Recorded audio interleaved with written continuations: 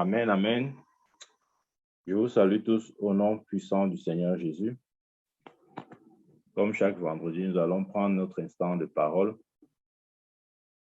Et le message de Dieu pour nous, le message de ce soir, je l'ai intitulé « La puissance du trône de grâce ». Amen. La puissance du trône de grâce. Encore une dernière fois, la puissance du trône de grâce. Amen. Ouvrons notre Bible dans Hébreu. Hébreu chapitre 4. Hébreu chapitre 4, je lis le verset 14 à 16. Là, il est écrit: « Ainsi, puisque nous avons un grand souverain sacrificateur qui a traversé les cieux, Jésus, le Fils de Dieu, demeurons fermes dans la foi que nous professons, car nous n'avons pas un sacrificateur qui ne puisse compatir à nos faiblesses. Au contraire, il a été tenté comme nous en toutes choses sans commettre de péché. » Verset 16. « Approchons-nous donc avec assurance du trône de la grâce afin d'obtenir miséricorde et de trouver grâce pour être secourus dans nos besoins. » Amen. Ici, l'apôtre Paul s'adresse de manière générale à l'Église et dit: approchez ou approchons-nous donc avec assurance du trône de la grâce. Amen. Approchons-nous avec assurance du trône de la grâce. Pourquoi l'apôtre Paul parle du trône de la grâce?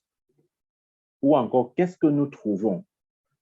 Qu'est-ce que ce trône nous apporte? Qu'est-ce que ce trône nous donne? Amen. Et dit le trône de la grâce. Qu'est-ce que ce trône est censé nous donner à nous y approchant? Amen. C'est de ça que nous allons parler ce soir. Il faut savoir que dans l'Ancien Testament, quand nous voyons la structuration ou la manière à laquelle le temple était construit, le temple avait trois grandes parties: les parvis, le lieu saint et le lieu très saint. Amen. Nous avons les parvis, le lieu saint et le lieu très saint. Et de manière générale, la présence de Dieu se trouvait dans le lieu très saint. Mais pas seulement dans le lieu très saint, en un lieu bien précis. Amen. La présence de Dieu se trouvait sur le trône de grâce. Amen. OK. Regardons la structuration.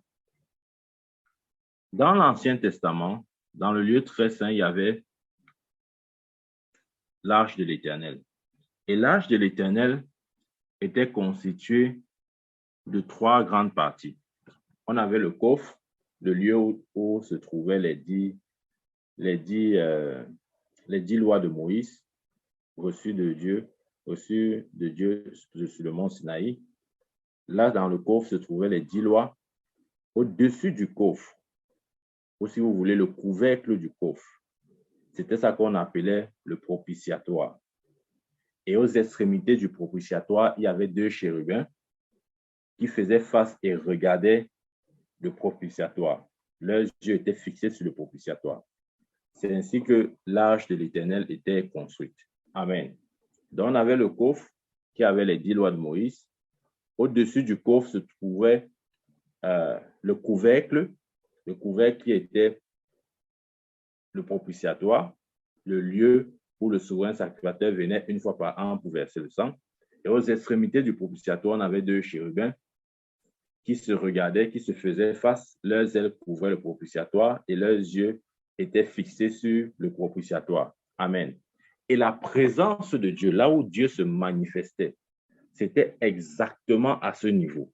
C'est-à-dire entre les deux chérubins et sur le propitiatoire. C'est-à-dire que la zone là, c'était la zone précise où Yahweh se révélait, se manifestait et se faisait entendre, parlait, se communiquait sa pensée. Amen. Le point de contact était exactement cette zone-là. Amen. Et c'est cette zone-là que l'apôtre Paul appelle le trône de grâce. Amen.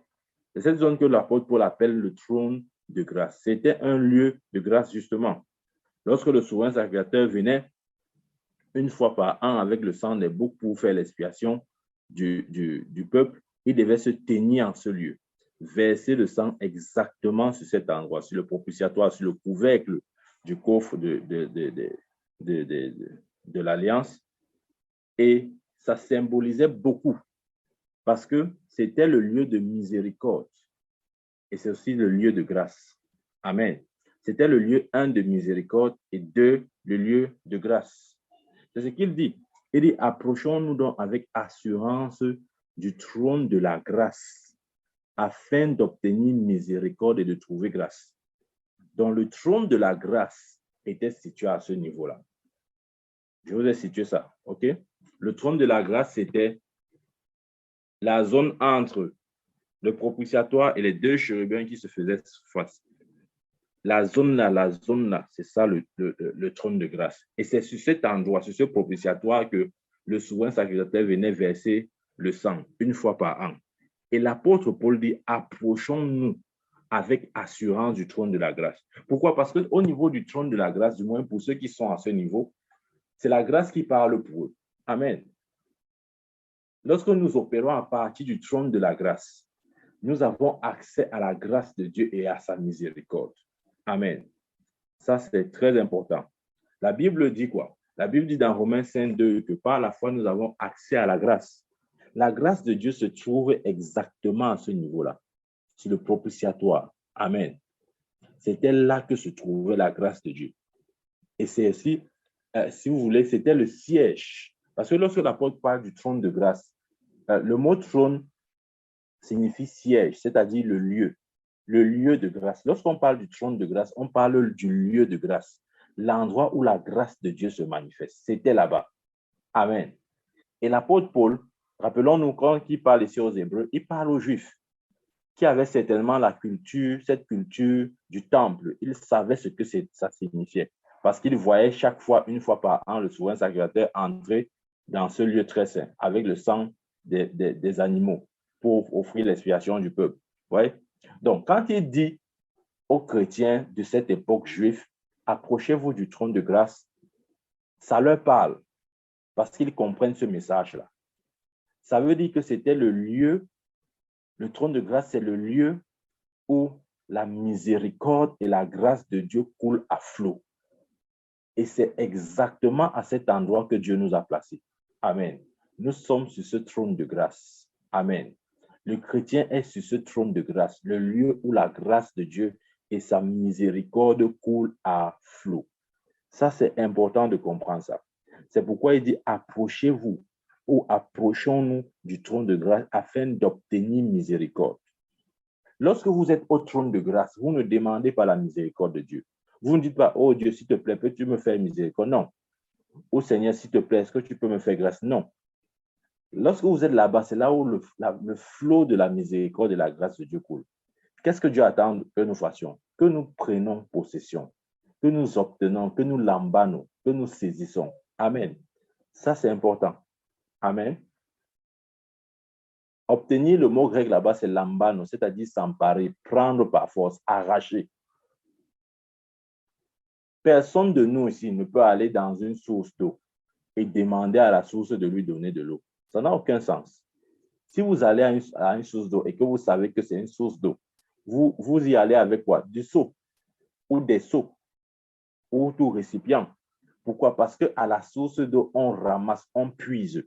Amen. Sur le trône de grâce, on puise, on ramasse la grâce de Dieu. On s'approprie d'elle. Sa miséricorde devient notre portion. Sa grâce devient notre portion. Amen. Ça, c'est le trône de grâce.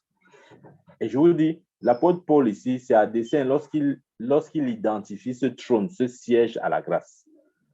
Parce que des fois, les chrétiens ne savent même pas ce que c'est que la grâce de Dieu. Amen. Des fois, on ne sait même pas ce que c'est que la grâce de Dieu. C'était exactement sur le propitiatoire, le couvercle de l'arche de l'alliance. C'est ça qu'on appelle le propitiatoire. C'était le lieu de miséricorde, le lieu de grâce. Amen. Le propitiatoire, dans sa construction, était fait d'or pur. Amen. Et comme j'ai dit, au bout de ce propitiatoire se tenaient deux chérubins qui se regardaient, qui se faisaient face. et dont leurs ailes couvraient le propitiatoire. Amen. Et l'Éternel se manifestait exactement à ce lieu. C'est pourquoi c'était exactement à ce lieu que le sang devait couler, ou du moins que le sang devait être versé. Amen. La Bible présente le propitiatoire comme la demeure même de Dieu. Là où, si vous voulez, le trône de l'Éternel était vraiment établi. Donc, dans le lieu très saint, c'était spécifiquement au niveau du propitiatoire que se trouvait le trône de l'Éternel. Et l'apôtre Paul appelle ce trône le trône de la grâce. Amen. C'est ça qu'il dit, approchons-nous avec assurance du trône de la grâce. Amen. Ça, c'est important de comprendre ça. Dieu nous a positionnés à ce niveau. Et une des remarques qu'il faut faire ici, c'est que le couvercle ou le propitiatoire, je vous ai dit, c'était le couvercle du coffre, là où on gardait les 10 lois de l'Éternel, ou les 10 lois de Moïse. Et vous voyez, le fait que ce soit le couvercle ou ce soit au-dessus des lois de Moïse, et que l'apôtre Paul appelle ça le trône de la grâce, ça signifie que la grâce est au-dessus de la loi. Parce que les 10 lois ou les 10 commandements étaient l'expression de la loi. Mais Dieu merci, Dieu a positionné le propitiatoire au-dessus de la loi. Ainsi, le propitiatoire est une expression même de la manifestation de Christ, parce qu'il est la grâce de Dieu. Jean 1, verset 16 dit quoi? La loi est venue par Moïse, la grâce et la vérité sont venues par Jésus. Il est l'expression même de la grâce de Dieu. C'est pourquoi il dit, approchons-nous du trône de grâce. Maintenant, il faut comprendre, c'est un langage comment dire, culturel que l'apôtre Paul a utilisé là. Lorsqu'il dit approchons le trône de grâce, en fait, pour nous aujourd'hui, nous ne pouvons pas nous approcher de ce trône physiquement, non. Mais par la foi, nous y sommes déjà. Dieu nous a positionnés là-bas, ok? Et maintenant, Dieu essaye simplement de dire, maintenant que vous y êtes, obtenez ma grâce et ma miséricorde. Maintenant que Dieu nous a positionnés, nous a mis à ce niveau, nous devons faire ces choses, obtenir sa grâce et sa miséricorde, saisir, nous approprier de sa grâce et de sa miséricorde. Donc, sur le trône de grâce, nous avons deux choses. OK? Sur le trône de grâce, nous avons deux choses. Où le trône de grâce nous donne deux grandes bénédictions. Et ce sont ces bénédictions que nous allons maintenant développer. D'après l'apôtre Paul et d'après le Saint-Esprit, puisque c'est l'Esprit qui parle au travers de Paul, il dit, approchons-nous donc avec assurance du trône de la grâce afin d'obtenir, 1, miséricorde, 2, de trouver grâce. Amen. Deux éléments fondamentaux se trouvent à ce niveau, sur le propitiatoire, ou encore appelé le siège de la grâce. Il y a 1, la miséricorde, 2, la grâce. Amen. Lorsqu'on parle de grâce, en fait, de quoi est-ce qu'il s'agit? La grâce, de manière simple, ou si vous voulez, une définition assez élémentaire, c'est quoi? C'est que la grâce, c'est l'influence divine en œuvre dans l'esprit de l'homme. Amen. Et cette influence apporte des résultats indiscutables. Ça veut dire que lorsque vous vous approchez du trône de la grâce, puisque nous ne sommes pas à la foi, et que nous recevons, nous l'emballons, c'est ça en fait, nous nous approprions de la grâce de Dieu. Amen. Ça a des conséquences sur notre vie, des conséquences palpables. Amen. S'il vous plaît, je veux ici faire la différence entre cette grâce-là et la grâce du salut. Ce n'est pas la même chose. Hein. La grâce dont je vais développer maintenant, c'est différent de la grâce du salut. Rappelez-vous, lorsque l'apôtre Paul dit « Approchez-vous du trône de grâce », il parlait déjà à l'Église. C'était des gens qui étaient déjà nés de nouveau. OK? Donc, ils avaient déjà reçu la grâce du salut, la grâce pour la nouvelle naissance, c'est ce que je veux dire. Amen. Donc, il parle à des gens qui ont déjà reçu la grâce du salut. Mais il dit à cela, approchez-vous du trône de grâce. Ça veut dire qu'en plus de la grâce du salut, il y a une autre grâce que Dieu veut nous donner. Amen. Et nous allons la voir. Nous allons voir qu'elle se décline, elle peut se décliner en 7 points. Amen. Donc, il dit, approchons-nous avec assurance du trône de la grâce. Est-ce que vous savez que la grâce dont je parle là, c'est une grâce qui peut grandir en nous? Qui comprend ce qu'il dit? C'est une grâce qui est même censée grandir. On voit un peu notre Bible. Dans 2 Pierre 3, 18, il dit là-bas, mais croissez dans la grâce et dans la connaissance du Seigneur et Sauveur Jésus-Christ. Amen. Et il dit, approchons-nous donc avec assurance du trône de grâce. Ça veut dire qu'il y a la possibilité pour nous de faire grandir, de croître dans la grâce. Amen. Ça, il faut le comprendre. Il y a la possibilité pour nous de croître dans la grâce. Je vais vous dire ceci. La différence fondamentale qu'il y a entre deux chrétiens, ne cherchez pas de midi à 14 heures, c'est la grâce, c'est tout. C'est tout. La différence qu'il y a entre les enfants de Dieu, c'est le niveau de grâce. C'est tout. C'est tout. Ce n'est point final, c'est tout. C'est pourquoi l'apôtre Pierre dit ici, là, il exhorte en disant, mais croissez dans la grâce. C'est possible de croître dans la grâce. Amen. C'est possible que cette influence divine que nous avons reçue du trône de la grâce puisse grandir en nous. Amen. Ça, c'est possible. De sorte que cela produise des résultats indéniables, palpables, indiscutables. C'est ce que la grâce est censée faire. La grâce est censée produire des résultats concrets. Amen. Donc, lorsqu'on parle de la grâce, il faut savoir ceci. Lorsque nous nous approchons du trône de la grâce, il y a 7 bénéfices ou 7 manifestations que nous pouvons commencer à voir et à observer dans notre vie. Pour ceux qui sont conscients de la réalité du trône de la grâce, puisque nous y sommes déjà. Et de quoi? Il dit, nous avons accès nous avons accès à la grâce par le moyen, par la foi. OK? Donc, ce trône de grâce est déjà, comment il dit? Ce n'est pas quelque chose que nous désirons ou même que nous nous approchons dans le sens physique. Je vous l'ai dit, l'apôtre Paul, lorsqu'il dit approchons-nous avec assurance du trône de la grâce, son langage ici est beaucoup plus culturel parce que Israël connaissait très bien ce cheminement-là. C'est-à-dire, une fois par an, le souverain sacrificateur entrait dans le lieu très saint avec le sang des animaux. Donc, il s'approchait. Ouais? Voilà. Donc, c'était un langage qu'Israël comprenait. Mais la réalité, c'est que nous ne nous approchons plus parce que nous sommes là-bas. C'est là où Dieu nous a positionnés. Nous devons juste être conscients. Nous devons avoir cette assurance que nous sommes, amen, sur le trône de grâce. C'est pourquoi la grâce de Dieu ne va jamais tarir dans votre vie. Parce que Dieu nous a positionnés sur le lieu de sa grâce, sur le propitiatoire, amen, entre les deux chérubins. C'est là que nous sommes. C'est là où la source de la grâce sort même. La grâce de Dieu sort de là. Amen. C'est la source, c'est le début, c'est là où ça prend naissance. C'est là où Dieu nous a positionnés.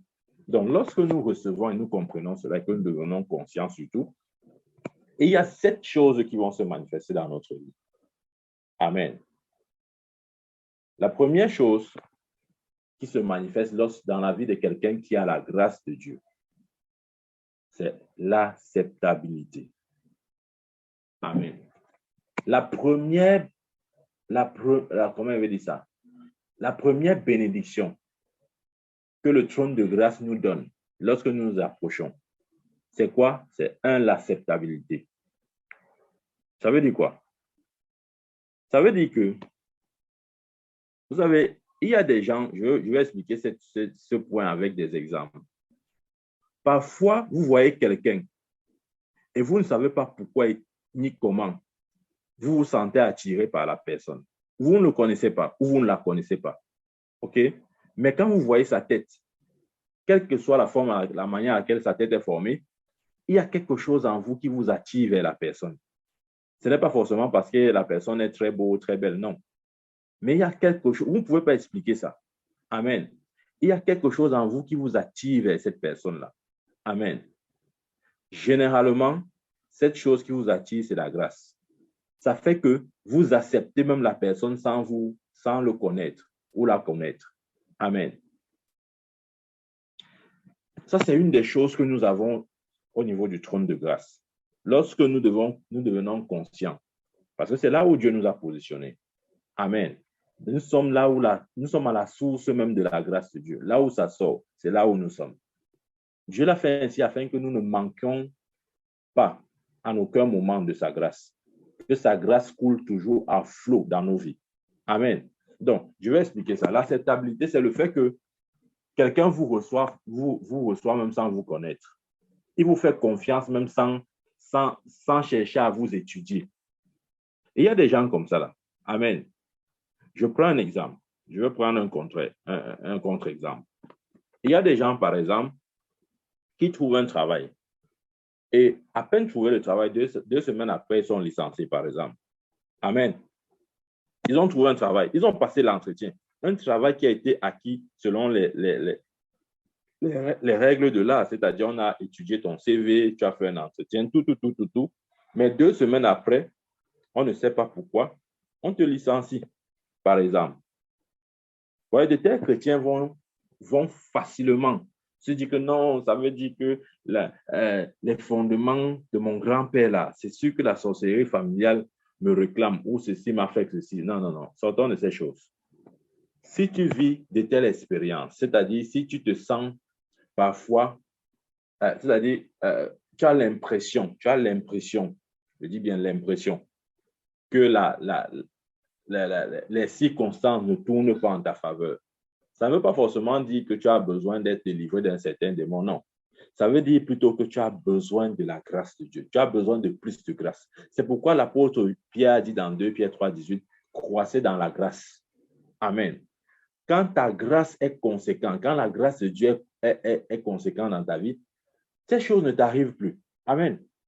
Il n'y a plus que tu as l'autre avant, on t'a chassé pour rien. Non. Au contraire, quand tu veux partir, on te supplie de rester.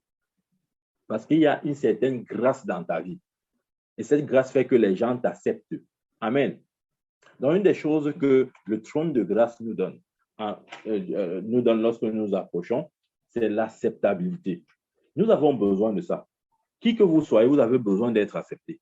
C'est un sentiment naturel, normal. Tout le monde aimerait ça. Tout le monde aimerait savoir que, OK, là où il va, où qu'il entre, on lui donne une certaine attention. Il est comme, il est un peu, si vous voulez, traité différemment. Tout le monde aimerait avoir ce genre de retour-là. Amen. Mais attention, lorsque je parle de l'acceptabilité, je ne veux pas dire par là que tout le monde entier va vous aimer. Non, ce n'est pas ce que je veux dire. Amen. Mais peu importe. Si les gens ne vous aiment pas, ça ne va empêcher en rien le plan de Dieu dans votre vie de s'accomplir. OK? C'est ça qu'il faut comprendre. L'acceptabilité ne veut pas dire que tout le monde va vous dire oui, chef, oui, monsieur. Non.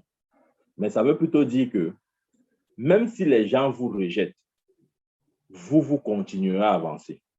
Et tout le monde ne peut pas vous rejeter, sauf des gens qui sont mal intentionnés ou des gens qui ont certaines animosités ou bien haine injustifiée à votre égard. Il y a toujours ce genre de personnes. Même Jésus n'était pas aimé par tout le monde. Mais des gens qui avaient des cœurs droits aimaient Jésus. Les enfants, les petits-enfants aimaient Jésus. Amen. Donc, pourquoi? C'était à cause de la grâce de Dieu dans la vie de Jésus. Amen. Donc, c'est une des choses que la grâce de Dieu nous donne. Le trône de grâce. La Bible appelle ça le trône de grâce. Sur le trône de grâce, nous avons quoi? L'acceptabilité. Je vais vous donner un exemple de ce que je dis. Vous avez vu David. David, parmi ses frères, était le moins considéré. Il était tellement méprisé que quand Samuel est venu chercher le successeur, ou disons, oui, le successeur à Saül, il arrive dans la maison du père de David et dit, présente-moi tes fils. Le père de David présente tout le monde. Il oublie David. Pourquoi? Parce que pour lui, David ne pouvait pas être cette personne-là que Dieu cherchait. Amen. Mais quand vous avez la grâce de Dieu, amen, vous trouvez aussi faveur même auprès de Dieu. Donc voilà comment David a été accepté. Pourquoi? Parce qu'il avait la grâce. Une des choses que la grâce nous donne, c'est l'acceptabilité. Je vais prendre un autre exemple. Vous avez peut-être votre dossier et peut-être votre dossier a été retenu pour un appel d'offres. Alors que vos concurrents sont des mastodontes, vous ne valez rien devant vos concurrents. mais vous ne savez pas pourquoi ni comment. C'est votre CV, c'est vous qu'on a retenu. Alors que vous savez que vos concurrents sont même plus compétents que vous. Mais l'acceptabilité, c'est ce que nous obtenons du trône de grâce. L'acceptabilité. Amen. C'est pourquoi Paul dit, approchons-nous avec assurance du trône de Dieu, du trône de la grâce. Pourquoi? Parce que sur ce trône, nous avons quoi? L'acceptabilité. Amen. C'est important. C'est important. C'est important de grandir dans la grâce. Dans la grâce de Dieu, nous avons l'acceptabilité. Ça, c'est important. Je vous ai dit, s'il y a une différence entre deux chrétiens, c'est juste au niveau de la grâce, c'est tout. Je vous dis la vérité, ne cherchez pas la différence ailleurs. La différence entre chacun de vous qui me suivez ici, là, ce n'est pas le timbre de votre voix. Ce n'est même pas la façon d'articuler ou votre niveau de maîtrise de la langue française ou anglaise. Non, c'est la grâce de Dieu. C'est la grâce de Dieu. Regardez un comme Moïse. Moïse, la Bible dit qu'il était bègue. Mais c'est ce bègue que Dieu a envoyé pour parler à Pharaon. Vous voyez? C'est une question de grâce. J'ai fini par comprendre ça. La vie, c'est une question de grâce. C'est pour ça que même Paul, à un moment donné, si vous le suivez très attentivement, à un moment donné, il parlait un peu comme si ce qu'il faisait, c'était à cause de ses œuvres, c'était à cause de son travail, etc. Mais au soir de sa vie, il s'est rendu compte que tout ça, ce n'est que grâce, ce n'est même pas le travail. Je vous dis la vérité. Même s'il est important de travailler, attention, ne me comprenez pas. Il est important de travailler, mais au fond, ce n'est même pas le travail. Parce qu'il y a des gens qui vont travailler et qui n'auront pas ça.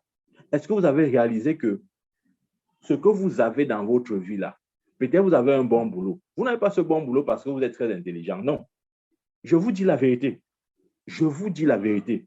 Je connais quelqu'un, un ami à moi, tout ce qu'il avait dans sa vie en termes d'expérience professionnelle, c'est d'être pompiste. Il était pompiste, ceux qui mettent le carburant dans les stations là. C'était toute son expérience là-bas. Amen. Et même à l'école, il n'avait même pas, c'est vrai, il avait une licence, mais des licences un peu bizarres là, qui n'ont pas vraiment de valeur. Excusez-moi l'expression, vous comprenez de quoi il veut dire, de quoi il veut parler. Amen. Tout ce qu'il avait fait dans sa vie, c'est être pompiste. Mais la grâce de Dieu l'a localisé. Il a été accepté par l'acceptabilité dont je parle, a fait que un des directeurs d'une grande banque de la place l'a coopté comme ça là, a pris son dossier avec son niveau bizarre là, avec son expérience de pompiste, on l'a mis à la banque. Il était gestionnaire de compte. Il quitte de pompiste à gestionnaire de compte avec un salaire de plus de 600 000. Vous imaginez? C'est ça l'acceptabilité. Quand tu as la grâce de Dieu, ça fait que les hommes t'acceptent sans même savoir pourquoi. Cette même personne qui a pris son dossier, d'autres personnes tournent autour de lui pour essayer de positionner ces gens. Mais on ne peut pas expliquer pourquoi c'est sur lui, c'est seulement lui que le monsieur l'a vu. Pourquoi? Parce que quand la grâce de Dieu est sur toi, l'acceptabilité t'accompagne. Amen. Je vous ai dit la différence entre les enfants de Dieu, c'est au niveau de la grâce. Amen. Et c'est pourquoi l'apôtre Pierre dit, s'il a grandissé dans la grâce. Il sait pourquoi il dit ça. Quand vous grandissez dans la grâce, il y a des choses qui deviennent beaucoup plus faciles pour vous. Amen.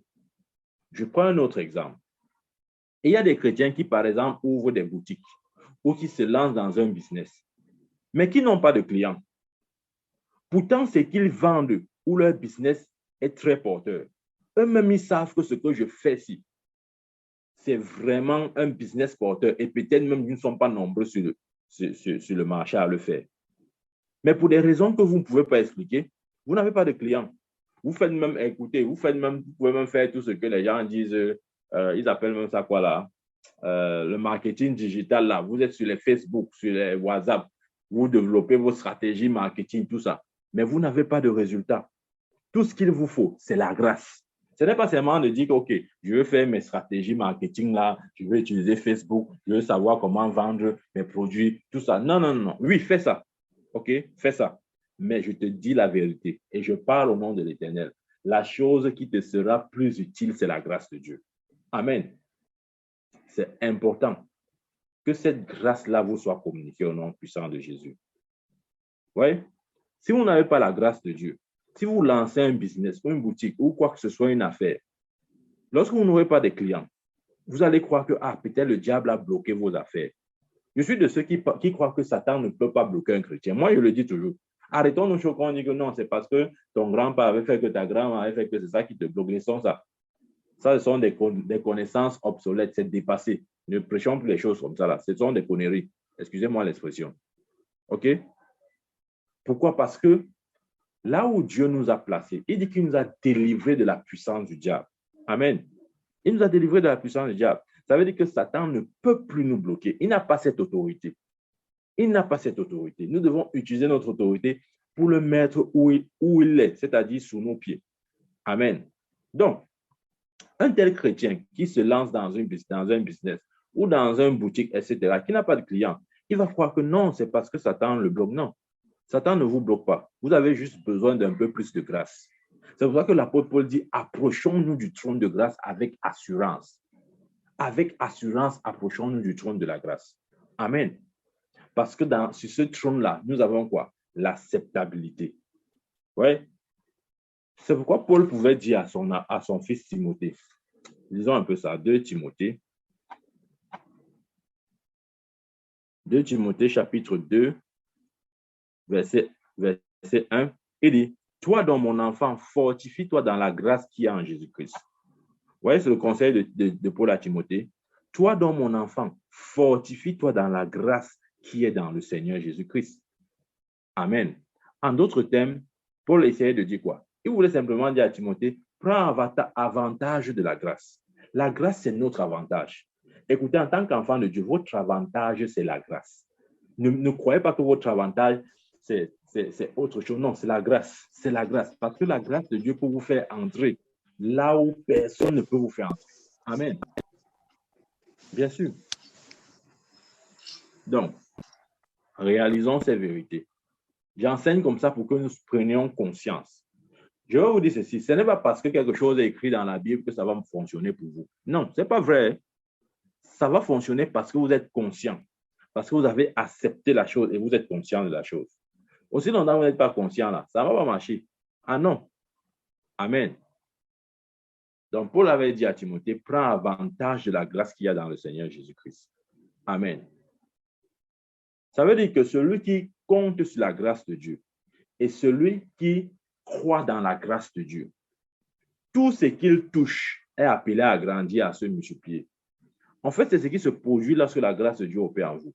Quel que soit ce que vous touchez, c'est appelé à grandir, à se multiplier. Je vous dis la vérité. Amen. C'est vrai ce que je dis. Vous savez le peuple avec qui David a commencé. David a commencé. Attendez, peut-être qu'il faut qu'on lise un peu ça. Saint-Esprit, aide-moi à trouver ce verset.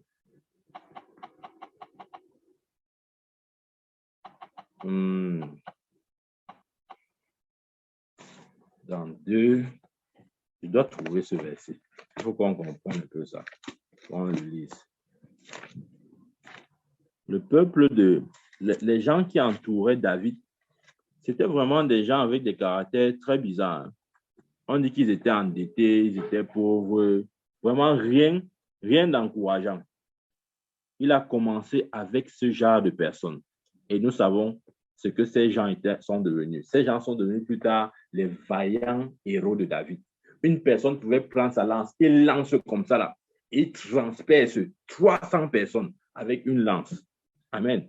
Pourtant, au début, ils ne ressemblaient à rien. Ils étaient des gens... Oh Seigneur, aide-moi à trouver ce verset. C'est dans 2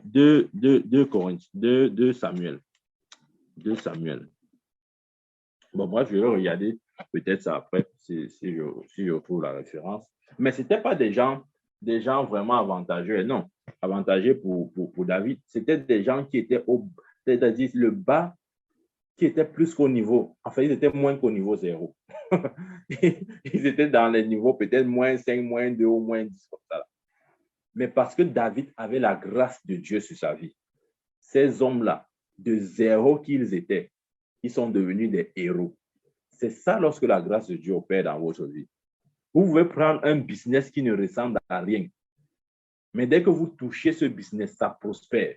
La Bible dit que quoi? La Bible dit que Dieu faisait prospérer tout ce que Joseph touchait. Amen. Joseph avait un niveau de prospérité tel que même en prison, il prospérait. Imaginez-vous quelqu'un qui prospère même en prison. Tu peux stopper vraiment une telle personne. C'est-à-dire tu le jettes en prison pour lui faire du mal.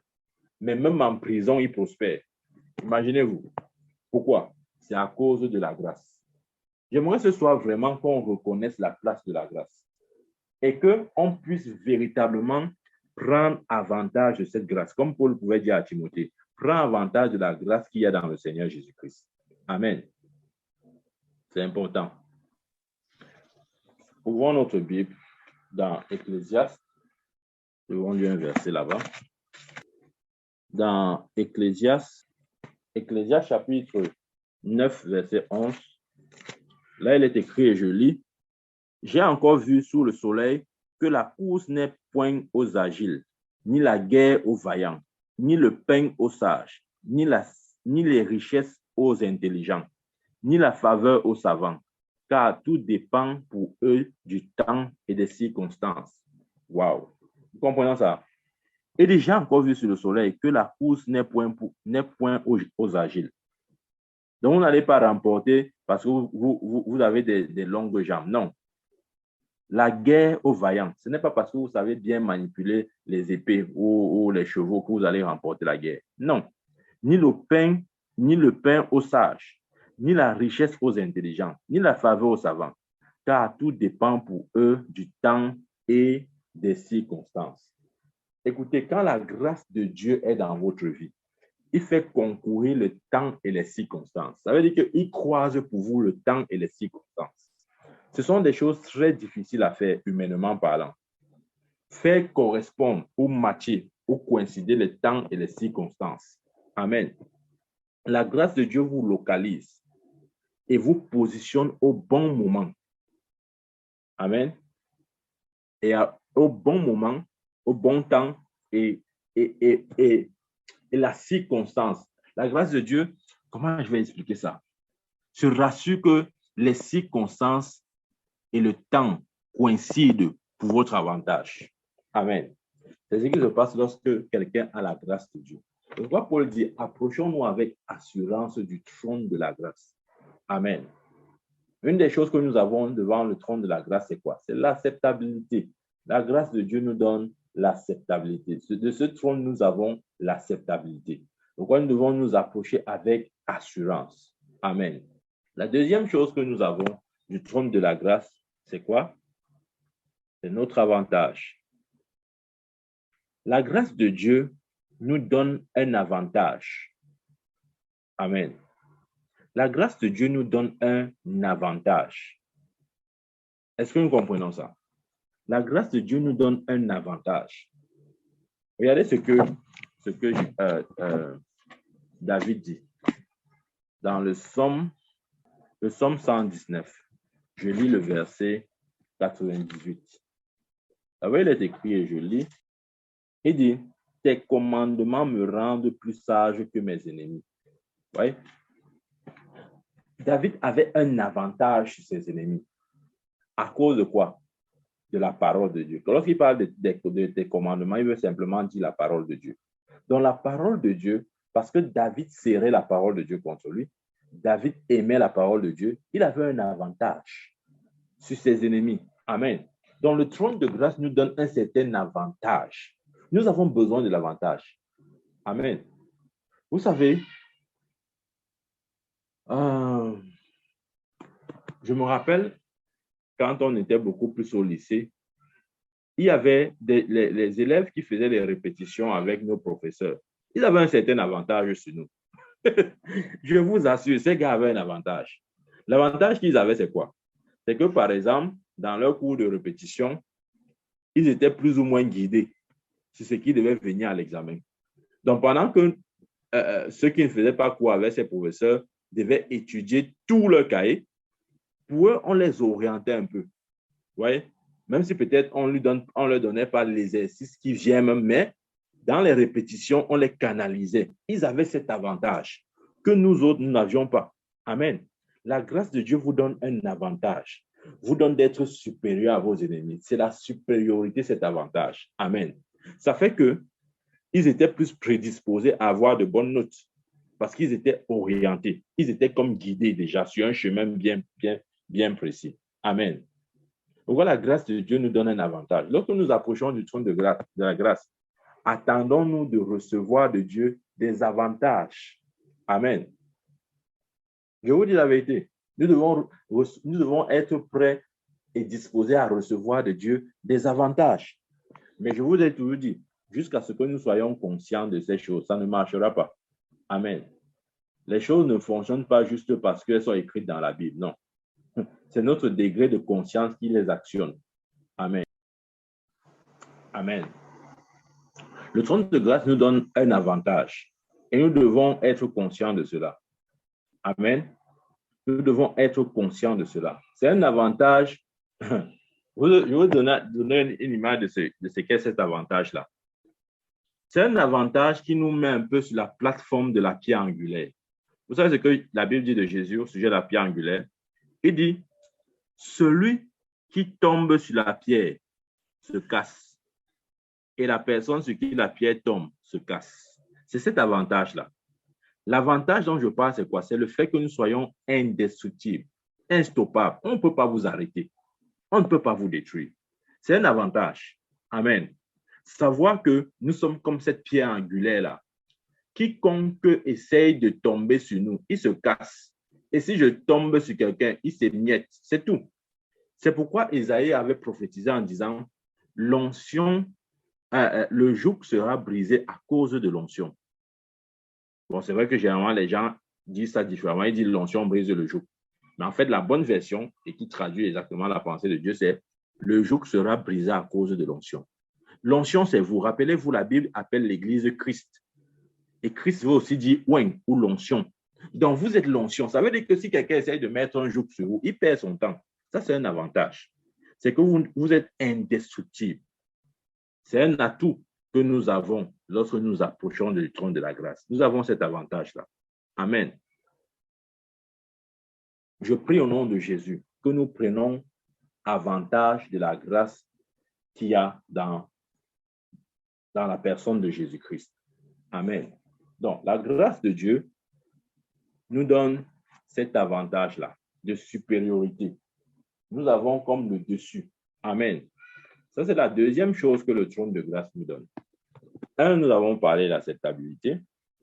Deux, nous avons parlé de l'avantage. Une autre chose que nous avons à cause du trône de la grâce, c'est la faveur. Amen. Le trône de la grâce nous donne quoi? La faveur. Je crois que chacun de nous a besoin de ça. Et des fois, vous voyez, même les chrétiens disent, Seigneur, donne-moi ta faveur, donne-moi ta faveur. D'autres disent l'huile de faveur, etc. On peut appeler ça comme on veut. Mais nous avons besoin de ça. Et c'est une des choses que nous avons devant le trône de la grâce. C'est pour ça qu'il dit, approchez-vous ou approchons-nous avec assurance du trône de la grâce. Pourquoi? Parce que sur le trône de la grâce, le lieu de la grâce, OK, nous avons quoi? La faveur. La faveur est importante, ne vous gênez pas. C'est très important. La faveur est très importante. Je vais vous donner des exemples de ceux qui ont obtenu cette faveur-là et comment leur vie ont littéralement changé.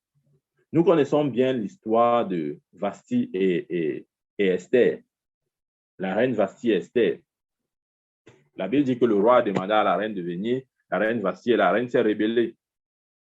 Et le roi et son conseil ont décidé donc de changer cette reine et de donner une autre reine au roi.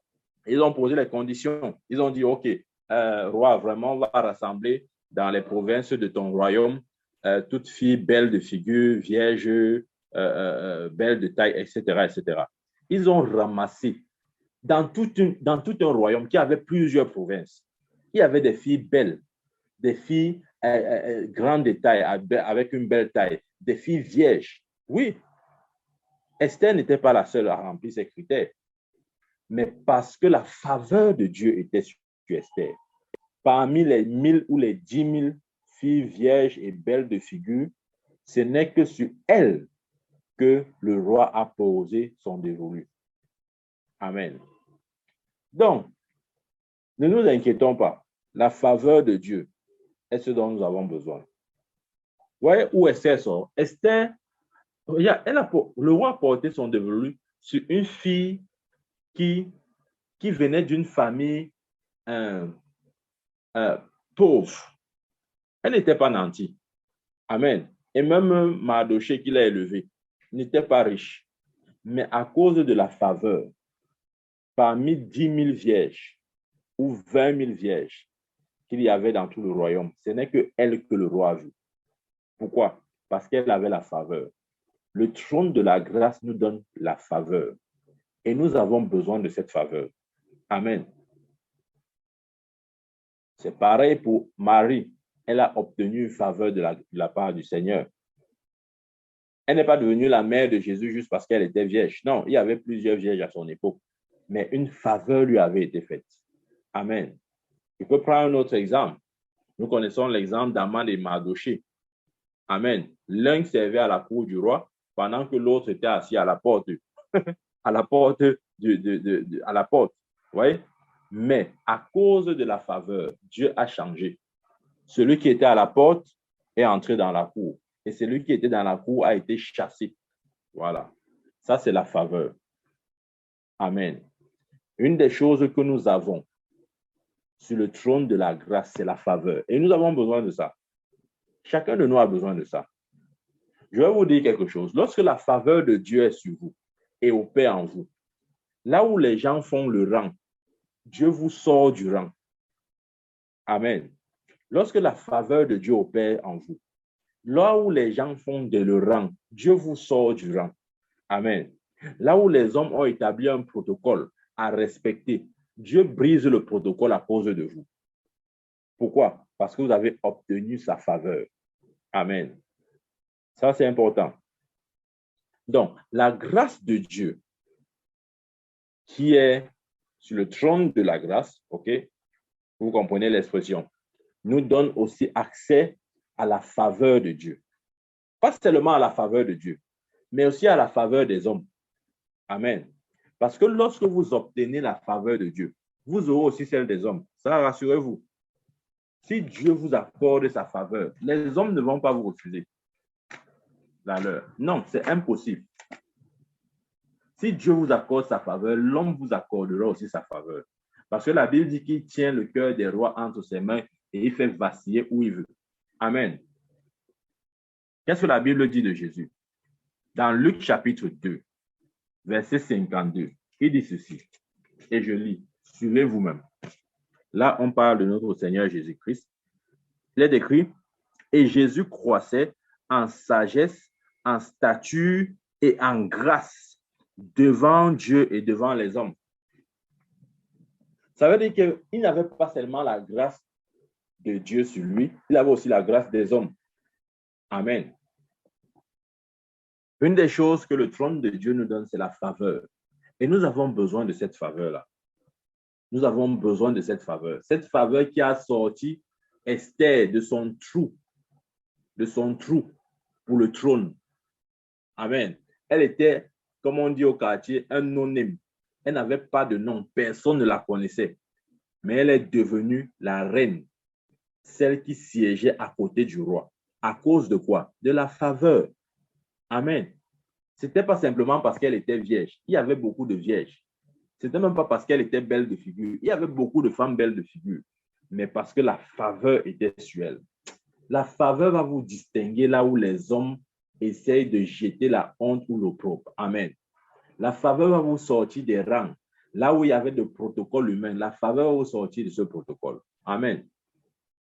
L'apôtre Paul, lorsqu'il parle du trône de la grâce, il a clairement fait ressortir deux choses. Sur le trône de la grâce, nous avons quoi? Un, la grâce, et deux, la miséricorde. Amen. Nous avons un, la grâce, et deux, la miséricorde. Je vais expliquer un peu l'aspect de la miséricorde là. En fait, pourquoi est-ce que nous trouvons la miséricorde sur le trône de grâce? Parce que Dieu ne veut pas seulement nous donner sa grâce, il veut aussi nous donner sa miséricorde. Ça veut dire quoi? Ça veut dire que dans le plan de Dieu, il sait que nous ferons certainement des erreurs. OK?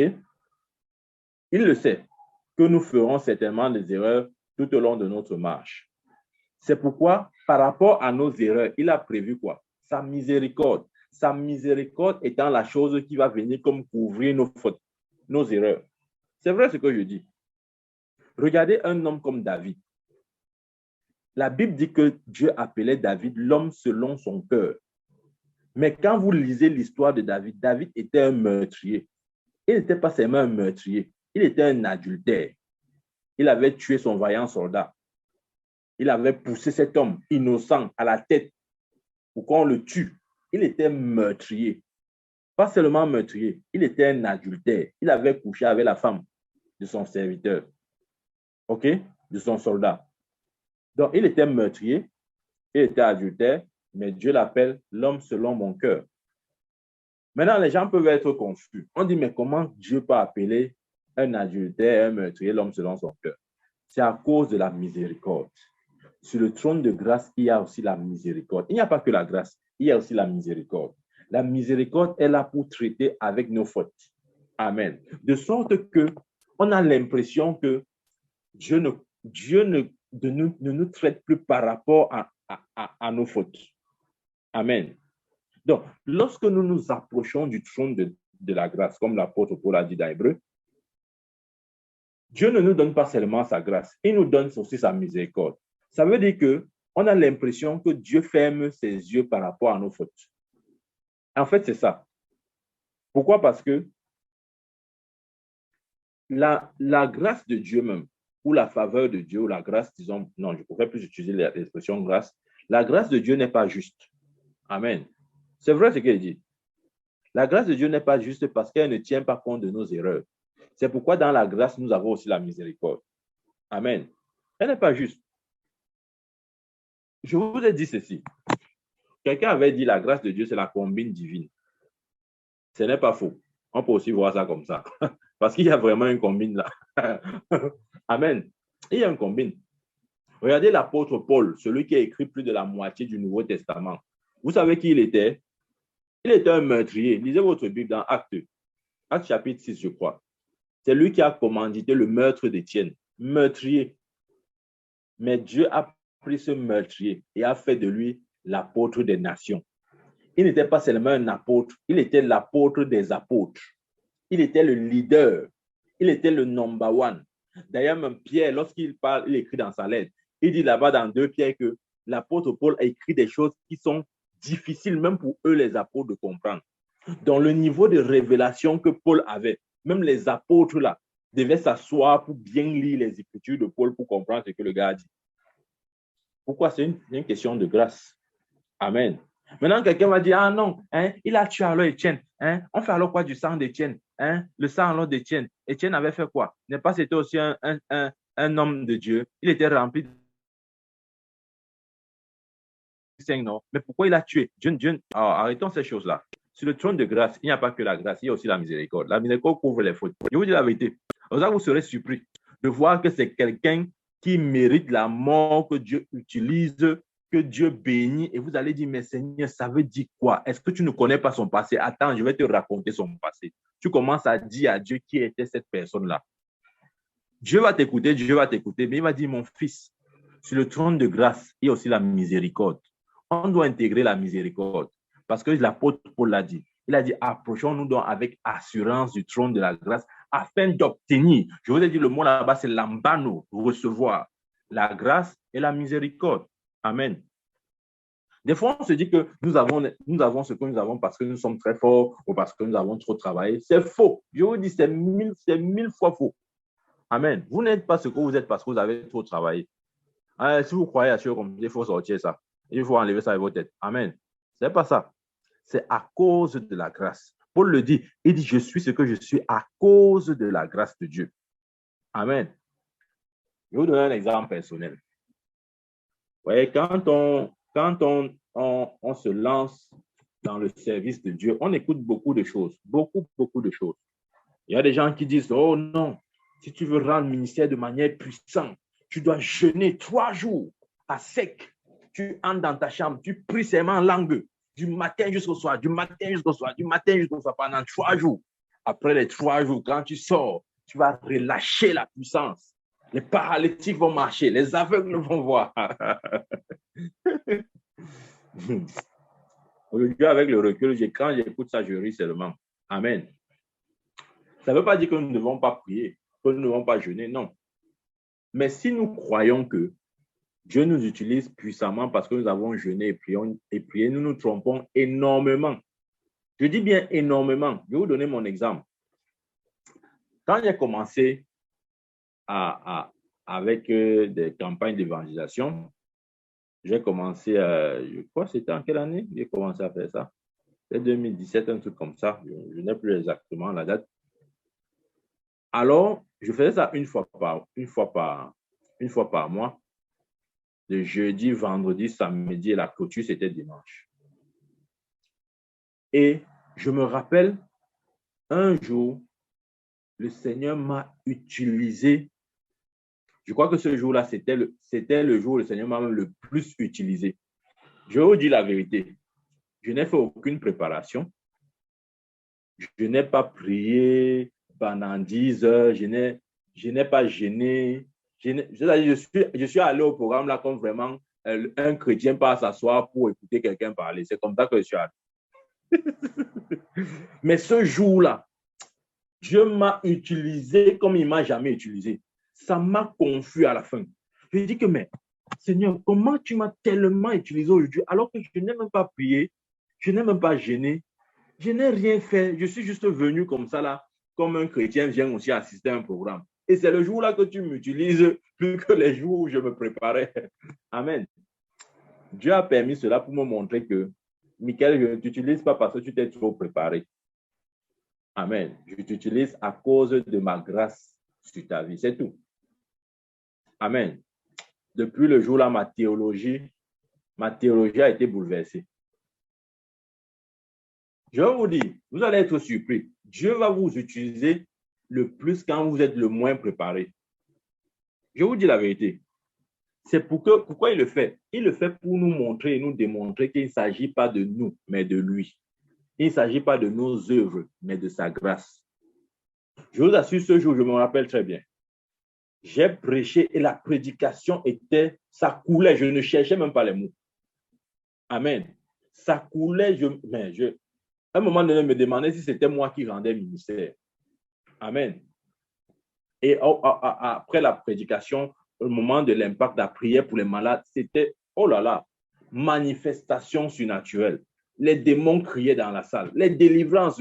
Je reste comme ça, je dis que mais je n'ai même pas prié, je n'ai pas gêné. Pourquoi il y a trop de puissance comme ça? Amen. C'est la grâce de Dieu. Ah oui, c'est la grâce de Dieu.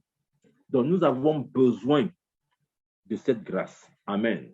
Nous avons besoin de cette grâce. C'est une des choses que la grâce de Dieu nous donne, c'est sa faveur. Lorsque vous avez la faveur de Dieu ne regarde pas votre préparation. La faveur de Dieu ne regarde rien. En fait, ça ne considère rien de vous. Au contraire, c'est tout. Ce n'est que focaliser sur Dieu, ce que Dieu veut, le plan de Dieu, la volonté de Dieu. Ce n'est que Dieu, ce n'est pas vous. Amen. Maintenant, je vais vous dire, est-ce que vous savez que pendant que vous écoutez ce message, ce n'est pas juste le message que vous écoutez, mais la grâce de Dieu commence à se multiplier dans votre vie pendant que vous écoutez ce message. Amen. C'est important. Peut-être que vous ne l'avez pas remarqué, mais je vous dis, pour ceux qui ne savent pas encore, quand vous écoutez ces paroles, la grâce de Dieu se multiplie dans votre vie. Il a dit, grandissez, croissez dans la grâce et la connaissance de notre Seigneur Jésus-Christ. Quatrième point, la chose que nous obtenons sur le trône de la grâce, c'est quoi? C'est la joie. Celui qui opère dans la grâce de Dieu, c'est quelqu'un qui est toujours joyeux. Vous le voyez, il est toujours joyeux. Vous avez l'impression que rien ne l'ébranle. En réalité, rien ne l'ébranle. Amen. Rien ne l'ébranle. Quand la grâce fonctionne en vous, vous démontrez naturellement une joie. Vous ne forcez pas, c'est naturel. Amen. Parce que rien ne peut vous attrister. Regardez, vous n'opérez pas dans le domaine des inquiétudes. Quand vous voyez quelqu'un, un chrétien qui est toujours inquiet, en fait, il a juste besoin de plus de grâce. Parce qu'une des choses que la grâce de Dieu apporte dans votre vie, c'est la joie. Approchons-nous donc avec assurance du trône de la grâce afin d'obtenir sa miséricorde et sa grâce. Une des choses que la grâce de Dieu nous donne, c'est quoi? C'est la joie. La joie dans le cœur. Amen. Amen, amen, amen. Donc, c'est ça que Philippiens dit, ne vous inquiétez de rien, mais en toute chose, faites connaître vos besoins à Dieu. Par des prières, des supplications, avec des actions de grâce, et la paix de Dieu, qui surpasse toute chose, gardera vos cœurs et vos pensées en Jésus-Christ. Donc, pourquoi vous opérez dans la joie? Parce que la paix de Dieu est dans votre cœur. Amen. Donc, une des choses que nous obtenons du trône de la grâce, c'est quoi? C'est la joie. Amen. Ça veut dire quoi? Je vais encore expliquer ce point. En fait, quelle que soit la chose qui se produit dans votre vie, heureuse comme malheureuse, Dieu avait déjà vu cela. Et parce qu'il avait vu, il avait déjà la solution. Amen. C'est important pour nous de croire en lui pour sa réponse. Si vous savez que Dieu a vu et connaît tout ce qui est sur le point d'arriver dans votre vie ou tout ce qui vous arrive, c'est rassurant. Ça veut dire que rien n'est censé vous secouer. Amen. Au contraire, Dieu attend plutôt que vous croyez en lui, que vous vous reposez sur sa grâce, parce que certainement sa réponse viendra. Amen. Il y a une vérité fondamentale. La réponse à tout problème vient avec le problème. Qui comprend ce qu'il est dit là? Je reprends. La réponse à tout problème vient avec le problème. Ça veut dire que lorsqu'un problème vient dans votre vie, ne voyez pas seulement le problème, voyez aussi la réponse. Parce qu'aucun problème ne vient sans réponse. Amen. De manière générale, les problèmes aiment graviter autour de la solution. Maintenant, vous vous posez la question, pourquoi j'ai autant de problèmes dans ma vie? Pourquoi les choses me tombent dessus comme ça là? C'est simple, parce que tu as la solution. Dieu a fait de toi la solution. Les problèmes sont toujours en train de graviter autour de la solution. Le moment où tu te vois et tu t'identifies comme la solution, tu n'as plus peur des problèmes. Quand les problèmes viennent, tu es content même. Quand ça ne vient même pas, tu es fâché. Tu dis, mais comment je n'ai pas de problème? Il faut que j'en ai parce que je suis la solution. Je suis la lumière du monde. Jésus a dit, vous êtes la lumière du monde. La lumière n'a pas peur des ténèbres. Au contraire, la lumière est mise en évidence dans les ténèbres. La lumière est appréciée lorsqu'il y a les ténèbres. Il faut qu'il y ait la ténèbre pour qu'on apprécie la lumière. Amen. Donc, les problèmes gravitent autour de la solution. Nous sommes la solution. Je dis, vous êtes la solution. Ça, c'est une information. Vous êtes la solution. Amen. C'est pourquoi vous avez l'impression que les problèmes ont toujours tendance à tourner autour de vous. Vous voulez que ça tourne autour de qui? Vous êtes la solution. C'est normal. Amen. Vous n'avez jamais remarqué que les fourmis tournent autour du sucre. Vous ne pouvez pas empêcher les fourmis de tourner autour du sucre. C'est normal. Vous pouvez non plus empêcher les problèmes de tourner autour de vous parce que Dieu a fait de vous la solution. Les problèmes, ce sont les ténèbres et Dieu a fait de vous la lumière. Amen. N'ayons pas peur, n'ayez pas peur. Dieu est avec nous. Quel que soit ce qui vient, quel que soit le problème, la montagne qui se dresse devant vous, soyez toujours joyeux. Il dit dans Thessaloniciens, soyez toujours joyeux. Je le répète, soyez toujours joyeux. C'est une instruction. C'est une recommandation. C'est un conseil. Amen. Soyons toujours joyeux. Parce que Dieu a déposé la solution de tout problème en nous. C'est dans notre esprit. Je dis, quel que soit le problème. Ne me dites pas que prophète, j'ai des grands problèmes. Vous n'avez aucun problème. Ou si vous voulez, les grands problèmes que vous avez là sont à la hauteur des grandes solutions que Dieu a déposées en vous. Du moment où nous percevons la vie comme ça, nous n'avons plus peur de rien. Je vous dis, nous n'avons plus peur de rien. Des fois, nous paniquons, nous tremblons parce que nous ne savons pas que Dieu a déjà fait de nous des solutions. Amen. Il dit dans Proverbe 20, verset 3, il dit l'esprit de l'homme est la lampe de l'Éternel. Ça veut dire que Dieu nous conduit par le biais de quoi? De notre esprit. Pourquoi? Parce que notre esprit est la solution. Amen. Ça, c'est la quatrième chose. La cinquième chose que nous obtenons du trône de la grâce, c'est la libéralité. Amen. Quand la grâce de Dieu abonde dans votre vie, une des choses qui se manifeste, c'est la libéralité. Je vous donne des signes pour savoir si vous êtes vraiment dans la grâce là. si la grâce là est vraiment en abondance en vous ou pas. Ou si vous êtes vraiment, vous vivez dans la réalité du trône de la grâce. Une des choses que le trône de la grâce manifeste en vous et en nous, c'est quoi? C'est la libéralité. Amen. Lorsque je parle de libéralité, je vois ça dans les deux sens, le donner et le recevoir. OK?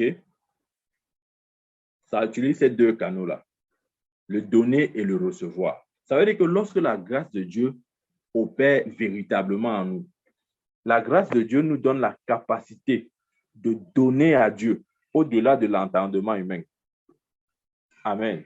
Nous donnons à Dieu au-delà de l'entendement humain. Amen. Nous ne donnons pas le reste à Dieu, mais nous donnons des choses de qualité, des choses qui nous coûtent. Et nous le faisons naturellement. Amen. Et la conséquence de cela, c'est que nous recevons aussi en retour. La Bible dit quoi? La Bible dit que celui qui sème moissonnera, celui qui sème moissonnera dans Galates. Amen. Donc, une des choses que la grâce de Dieu opère dans notre vie, c'est la libéralité. Celui qui opère dans la grâce, il n'a pas de problème à donner. Du tout pas. Au contraire même, ceux qui n'opèrent pas dans ce niveau, dans ce niveau de grâce, ils vont toujours trouver que non, tu en fais un peu trop. Ah non, pourquoi tu as trop donné à l'église? Ah non, pourquoi tu as trop donné aux serviteurs de Dieu? Ouais, cette question-là. Celui qui opère dans la pleine grâce, il n'a pas de problème. La libéralité, c'est sa passion. Amen. Je vous dis la vérité, la libéralité, c'est sa passion. Ça, je ne dis pas juste parce que je suis enseignant, mais je le dis par expérience. La libéralité, c'est sa passion. Amen. Ça, c'est important. Nous avons besoin d'opérer dans cette dimension-là. Celui qui opère dans la grâce de Dieu, la libéralité opère aussi en lui. En fait, il est toujours comme excité lorsqu'il faut donner. Je veux mieux dire, il cherche toujours une occasion pour donner. Quand il ne donne pas, c'est comme s'il a le palu. Ouais. Oui, c'est vrai ce qu'il dit. C'est-à-dire qu'il cherche toujours la prochaine personne qu'il faut bénir, la prochaine personne à qui bénir, ou bien dont il faut accorder une bénédiction, etc. Oui, c'est vrai. Mais le problème aussi, c'est que beaucoup de chrétiens sont devenus des radins, des gens avares, des grigous. Ils ne donnent rien à personne. Tu meurs même devant lui, c'est ton problème. Amen. Tu meurs devant lui, c'est ton problème. Amen. Et ceux qui ont la libéralité, ils ne donnent pas parce qu'ils en ont ou qu'ils en ont trop. Non. 1000 fois non. Amen. Je dis 1000 fois non. Ils ne donnent pas parce qu'ils en ont trop. Mais ils donnent parce qu'ils ont trouvé un besoin et que ce besoin doit être rencontré. Amen. Je vais juste donner un exemple. Pour ne pas parler de moi, je vais juste donner un exemple. Je me rappelle, ça c'est tout récent. Hein. Je préfère donner un truc vraiment récent. Très récent même. C'est un truc qui s'est produit il y a juste quelques jours. Je suis allé rendre ministère quelque part. Et pendant que je rendais ministère, il y avait une jeune fille qui avait des problèmes d'yeux. Déjà, elle a fait l'AVC, elle a fait un AVC. Et à cause de l'AVC, elle a été comme paralysée ça l'a paralysée d'un côté. C'est vrai qu'elle a trouvé la mobilité de ses membres, mais ça a eu des impacts au niveau de sa vision, au point où son œil gauche est fermé. Donc, elle ne voit que d'un seul œil. Amen. Elle ne voit que d'un seul œil. Et même l'œil avec lequel elle voit là, c'était déjà en train de se dégrader d'après ce que le médecin a dit à l'hôpital. Alors, quand je suis arrivé là-bas, j'ai vu ce problème. J'ai compris que c'est une situation qu'il faut régler à l'immédiat. Vous voyez, il y a des choses, quand vous avez le don de la libéralité, vous ne jouez pas au spirituel. Il y a déjà chrétiens qui aiment ça. Je vais prier, si Dieu me parle, que je vais te donner, je vais te donner. Tu vois un besoin, réponds au besoin. Amen. Point final. Point final. Et que si c'est ton enfant qui est malade, tu vas aller dire à Dieu que, Seigneur, je vais d'abord prier. Si tu me permets de donner, je vais donner. Non. Amen. Alors, quand j'ai vu cette jeune fille qui était dans ce besoin, voyant l'urgence du besoin, Je vous dis sans réfléchir même et sans même demander quoi que ce soit à Dieu. Parce que je sais que Dieu nous a appelés comme des agents de changement pour donner le sourire aux lèvres des gens, le sourire sur le visage des gens stressés ou bien découragés, etc. J'ai dit à la fille, demain, tu dois aller à l'hôpital, dans une lunetterie, parce que ces verres qu'on avait demandé devaient coûter 50 000. Et là, sur place, je lui ai dit, OK, je te décaisse 50 000 là. Demain, tu peux acheter tes verres. Amen. Oui. Ça, c'est quand la grâce opère dans la vie d'un homme. Ce n'est pas parce que j'ai beaucoup. Non, non, non. Je peux vous rassurer. Ce n'est pas parce que j'ai beaucoup. Jamais, jamais, jamais, jamais. Amen. Mais donner n'est pas un problème. Amen. Donner n'est pas un problème. Croyez-moi, je n'ai pas beaucoup. Enfin, quand je dis ne pas beaucoup, ça dit dans le langage humain, quoi. Mais faire un tel sacrifice n'est pas un problème. Amen. Pourquoi? Parce qu'une des choses que la grâce de Dieu donne, c'est la libéralité.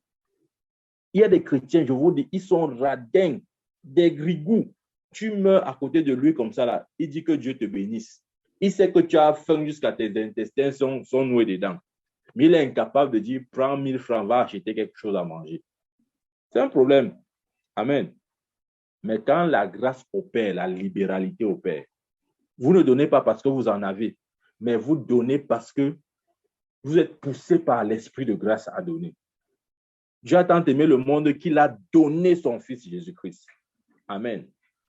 Ça, c'est important. La femme, cette veuve au temple, elle a donné le reste, quelques sous. C'était apparemment rien, mais c'était tout pour elle. C'était tout ce qu'elle avait, la Bible dit. La Bible dit qu'elle a donné tout ce qu'elle avait. Amen. Pendant ce temps, les gens venaient donner le superflu. Ils donnaient pour se faire voir. Mais cette veuve a donné quelques sous. Et Jésus a prophétisé sur elle. Jésus a dit, vous voyez, vous avez donné pour vous faire voir. Mais cette veuve a donné son nécessaire. Elle a donné sa subsistance. Elle a donné ce qu'elle avait de plus cher. Amen. Ça, c'est important. Une des choses que la grâce de Dieu produit dans la vie d'un homme, c'est la libéralité. On ne donne pas parce qu'on a, mais on donne parce que c'est notre nature. Amen. Mais il y a des gens qui disent non, il faut que je vais même d'abord, pour donner 10 000 à quelqu'un, doit avoir 1 million. Ça, c'est quoi ça? Nous sommes dans les problèmes. Hein. Je vous dis la vérité. Parce qu'en réalité, le donner relève de la grâce. On en parle comme ça, mais donner pour les chrétiens, c'est vraiment difficile. Hein. C'est pourquoi même dans nos églises, parfois les hommes de Dieu se trouvent en train ils ne sont pas loin de taper le marteau sur les têtes des chrétiens parce qu'ils sont tellement radins. Ils n'arrivent même pas à donner 500. Pour lui donner 500, c'est un exploit. Il faut que quand il donne, ça soit toujours 50, 25. Je me rappelle, quand je parle de 50 et 25, je me rappelle il y a quelques années, un papa qui nous avait dit à l'époque à l'église que quand il était à l'église évangélique, il se rassurait toujours que son offrande ne dépassait pas 25. Pourtant, il était cadre à AES Sonnel. Cadre à AES Sonnel. Mais il dit que son offrande à l'église ne dépassait pas 25. Vous imaginez? Donc, il y a des gens comme ça là. C'est-à-dire qu'ils ont de la peine à donner. Même s'ils touchent le million, ils ne donneront jamais rien. Amen. Ouais, c'est important de comprendre ce que je suis en train de dire là. Le trône de la grâce nous donne la libéralité. Et pendant que nous donnons, Dieu aussi nous remet. Amen. Dieu est fidèle, je vous dis la vérité, Dieu est fidèle. Regardez, je vais vous dire. Je vous ai donné l'exemple tout à l'heure, n'est-ce pas, de cette femme à qui j'ai donné comme ça. Dieu m'a utilisé pour payer ses lunettes. Dans la fidélité de Dieu, Dieu m'a remis encore le même montant que j'ai dépensé. De manière surnaturelle, je ne vais pas vous expliquer comment. Amen. Dieu a encore utilisé quelqu'un que je ne savais même pas qui pouvait me donner 25 pour me remettre exactement le montant que j'ai dépensé chez cette fille. Vous voyez ce que je veux dire? Dieu est fidèle. Et même si Dieu n'utilisait pas pour remettre ce montant, je devais toujours le faire avec joie. Amen. Parce que la libéralité, c'est la nature de celui qui a la grâce de Dieu. Il ne discute pas, il ne bagarre pas pour donner. Vous voyez, quand un chrétien bagarre pour donner 1000 francs, 500, c'est dans les problèmes. Mais c'est le même qui veut recevoir. C'est le même qui veut être milliardaire. C'est le même qui veut marcher dans les grosses voitures. Pourtant, il n'arrive pas à dire, Seigneur, voici 1000 francs. Dis-moi un peu, si tu ne peux pas donner 1000 francs à Dieu, pourquoi Dieu devrait te donner 1 million? Alors, il faut aussi se poser des questions de cette manière. Il faut se poser des questions intelligentes. Si je ne peux pas donner 1000 francs à Dieu, pourquoi est-ce que je demanderais 10 000 à Dieu? Si je ne peux pas lui donner 1000 francs. Point d'interrogation. Donc, une des choses que nous obtenons du trône de la grâce, c'est la libéralité. Et pendant que nous donnons, Dieu aussi nous remet. OK? Ça, c'est important. Là, j'étais en train de parler du 5e point. Le 6e point, c'est quoi? C'est le plaisir. Une des choses que nous obtenons du trône de la grâce, c'est le plaisir. J'explique bien ce point. Est-ce que vous savez que Dieu se plaît aussi à nous voir vivre une vie de plaisir? Il y a des gens, les chrétiens, qui ne comprennent pas ça. Ils se disent que non, on doit toujours être frustré, on doit toujours être dans les problèmes, ou je ne sais pas moi. Je ne sais pas comment, on se fait souvent une idée, une image vraiment erronée de ce que Dieu pense ou de la volonté de Dieu. Non, Dieu voudrait que nous vivons une vie de plaisir. Ça veut dire quoi? Ça veut dire que nous puissions agir par amour et non par contrainte. Que notre vie nous rende heureux, nous-mêmes d'abord. Amen. Est-ce que vous savez que Dieu se soucie de votre bonheur? Vous savez ça? Dieu se soucie de votre bonheur plus que vous-même. Je vais vous donner un exemple. Nous connaissons tous l'histoire de Pierre. La Bible dit que Pierre était pécheur. Vous voyez, en tant que pécheur, Dieu se souciait tellement de son bonheur qu'un jour, il n'a pas pu pêcher les poissons. Et Jésus est venu lui dire, oh Pierre, jette ton filet en eau profonde et pêche les poissons. Parce que c'était la volonté de Dieu aussi, qui trouve du plaisir dans sa profession, qui trouve du plaisir dans ce qu'il fait. Dieu voudrait que vous trouviez du plaisir, que votre vie soit plaisante, que vous soyez content de la vie que vous vivez. Amen. C'est pourquoi Dieu a donné ces poissons à Pierre, pour qu'il soit content. En tant que pécheur, il doit être content. Amen. Je ne sais pas ce que vous faites. Peut-être vous êtes un homme d'affaires ou une femme d'affaires. C'est la volonté de Dieu que vous ayez des clients. Dieu veut vous donner ces clients pour que vous soyez content. Quand vous voyez les clients venir comme ça, vous riez seul. Vous riez seul. Mais oui, Dieu aussi aime ça. Amen. Je ne sais pas, peut-être vous aimez. Est-ce que vous savez que Dieu même se plaît même à nos loisirs, c'est-à-dire nos moments de détente? Les gens croient que servir Dieu, ça veut dire que tu dois toujours être nerveux, là, attacher ton visage, tu ne dois parler à personne, tu dois être très sérieux. Ah non, ce n'est pas ça, servir Dieu. Servir Dieu, c'est être relax aussi. C'est être heureux. C'est se faire plaisir. Je prends un exemple. Peut-être vous aimez le football, disons comme ça. Le football est peut-être votre passion. Dieu aussi est content si vous prenez du temps pour aller jouer au football, ou bien si vous prenez du temps pour regarder un peu le football, il ne va pas vous punir pour ça. Mais non. Amen. Bon, attention, ça ne veut pas dire qu'on va passer le temps à la télé, c'est pas ce que je veux dire. Mais je veux dire, si de temps en temps, on peut se distraire comme ça, là, qu'on ne se dise pas que non, Dieu va nous punir, Dieu va nous punir. Non, il nous punit pourquoi? Il est content. Quand votre enfant, à des moments donnés, a ses moments de récréation, où il part jouer avec d'autres amis, il part s'amuser, vous, le parent, vous n'êtes pas content. Est-ce que votre volonté, c'est de frustrer votre enfant? Non, c'est qu'il soit relax. Dieu veut aussi que nous soyons relax. Amen. Dieu voudrait que nous puissions, comment je dis, jouir de tout ce qu'il nous a donné et d'être content, de jouir de la vie qu'il nous a donnée. OK? Dieu aussi est content si, par exemple, vous sortez, vous prenez peut-être des vacances avec votre famille, vous partez aussi vous reposer quelque part et vous rentrez. Il est aussi content. Qui a dit que tu vas seulement être dans l'église de janvier jusqu'à décembre, 7 jours sur 7? Non, tu vas aussi te reposer. Dieu aussi est content. Dieu aime aussi notre bonheur, notre plaisir, que nous vivions une vie qui nous soit agréable. Dieu aussi est content pour ça. Amen. Donc, Dieu aussi est content lorsque nous trouvons du plaisir dans ces choses. OK?